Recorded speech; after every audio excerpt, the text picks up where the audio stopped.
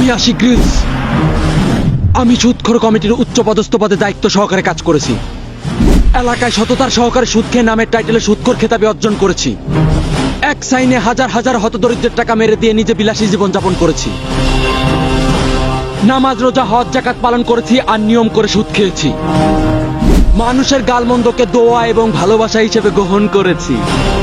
জীবন যুদ্ধে সম্মান কামাই না করতে পারলেও 2 নাম্বারি করে প্রচুর টাকা কামাই করেছি। দেশের টাকা অবৈধভাবে বিদেশে পাচার করে ছেলে মেয়েকে বাহিরের নামি দামি ইউনিভার্সিটিতে পড়িয়েছি এবং শেষ পর্যন্ত দেশটাকে দেউলিয়া বানিয়ে দেশের মায়া ত্যাগ করে বিদেশে পাড়ি দিয়েছি। এইসব 2 নাম্বারি 3 নাম্বারি বাদ দিয়ে আমি চলে এসেছি বিচিহীন জঙ্গলে। আমি আপনাদের দেখাতে চাই এই জঙ্গলটাকে কেন বিচিহীন জঙ্গল বলা হয় এবং এটার কারণ কি।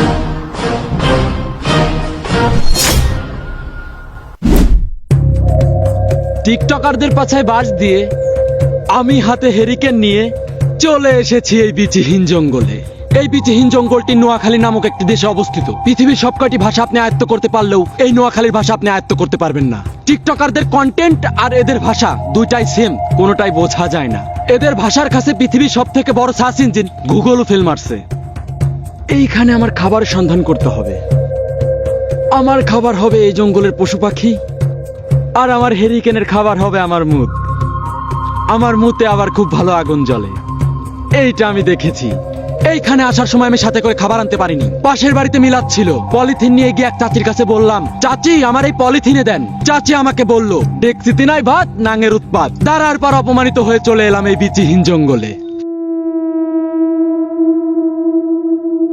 এই জঙ্গলের নাম কিন্তু বিচিহীন জঙ্গল ছিল না, এই জঙ্গলের নাম ছিল চুলকানি জঙ্গল। কারণ এই জঙ্গলে চুলকানি নামক একটি গোষ্ঠী বসবাস করত, যারা এই জঙ্গল থেকে বিশেষ একটি ঔষধি গাছ মানুষের মধ্যে পৌঁছে দিত এবং এইভাবেই তারা জীবিকা নির্বাহ করত। নোয়াখালীতে এই গাছটার খুব চাহিদা ছিল, কারণ নোয়াখালীর মানুষ শুধু 2 ঈদে গোসল করত। তারা মনে করত প্রতিদিন গোসল করলে তারা নানাবিধ রোগে আক্রান্ত হতে পারে। বছরে 2 বার গোসল করাতে তাদের চুলকানি রোগটা একটু বেশিই হয়ে থাকতো। হঠাৎ করে একদিন দেখা যায় কাশেম নামের একজন কাঠুরিয়া তার টিকটকার বউয়ের সাথে ঝামেলা করে হাতে কুঠাল নিয়ে চলে আসে এই চুলকানি জঙ্গলে সেই মূল্যবান গাছ চুরি করতে।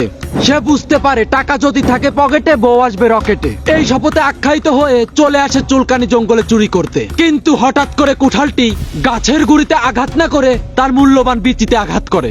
এতে কাঠুরিয়ার বিচিটি কাঁধেও না মাথায়ও না, ডিরেক্ট বডি থেকেই বিচ্ছিন্ন হয়ে যায়। কাঠুরিয়া চলে যায় পটল তুলতে, কিন্তু এখনো লোকে মুখে শোনা যায় এই কাশেম কাঠুরিয়ার আত্মাটা এই বিচিহীন জঙ্গল দিয়ে ঘুরে বেড়ায়। তারপর থেকেই এই চুলকানি জঙ্গলের নাম বিচিহীন জঙ্গলে পরিণত হয়। আমি কিন্তু কিছু একটা আওয়াজ শুনতে পাচ্ছি বন্ধুরা। আমার এইখান থেকে খুব দ্রুত যেতে হবে। আমি চাই না কাশেম কাঠুরিয়ার হাতে পড়ে অকালে বিচি 2টা হারাই। আমার কাছে মূল্যবান সম্পদ এটাই, কারণ ভাইয়া পৃথিবীতে বিচি ছাড়া আপেলের কোনো দাম নাই। এইখানে তাপমাত্রা অনেক কম, অনেক শীত। এখন আমার মনে পড়তেছে সেই অবহেলিত বউ নামক শীতের বস্ত্রের কথা। সে এখন আমার সাথে থাকলে আমাকে এখন গরম করে রাখতো তার গায়ের চাদর দিয়ে। বাড়ি আমার বিয়ের কথা বলেছিলাম, কিন্তু আমার মা আমাকে বলল, বনে জঙ্গলে ঘুরে তোমার চেহারার যে হাল, সবাই মেয়ে বিয়ে দেওয়ার জন্য টাকা গুছায়, আর আমার তোমাকে বিয়ে দেওয়ার জন্য টাকা গুছাইতে হবে।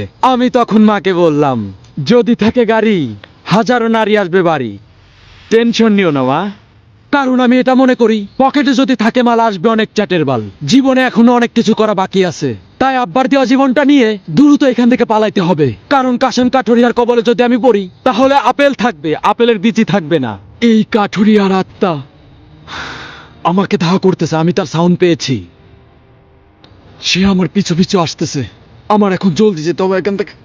যদি জানতাম অ্যাডভেঞ্চারে এসে ভূতের কবলে পড়তে হবে, তাহলে সাথে করে আমার হেরিকেন টানতাম না।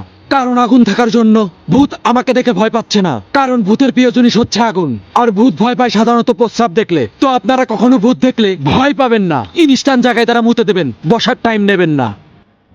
এখন ভোর রাত, ভূতের কবল থেকে আমি একটু আগেই ওইখান থেকে বেঁচে আসছি। এখন দেখা যাচ্ছে ভোর ভোর হয়ে যাচ্ছে, আমার এখান থেকে বাড়াইতে হবে। আর কয়েক ঘন্টা মাত্র আমার এখানে সার্ভাইভ করতে হবে।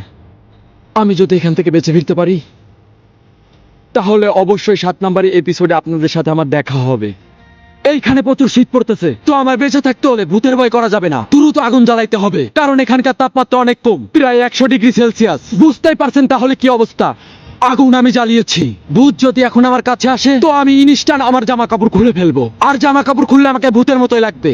তো এক ভূত কখনো আর এক ভূতকে আক্রমণ করে না। আজকের রাতটা আমার এখানেই সারভাইভ করতে হবে। এইখানে অনেক রকমের ভূত আছে যারা এই আগুন দেখলে আমার কাছে আসবে। ওইগুলো, আমার পিছনে দেখা যাচ্ছে ভূত, আমার বিচি টান দিয়ে ছিঁড়ে ফেলবে।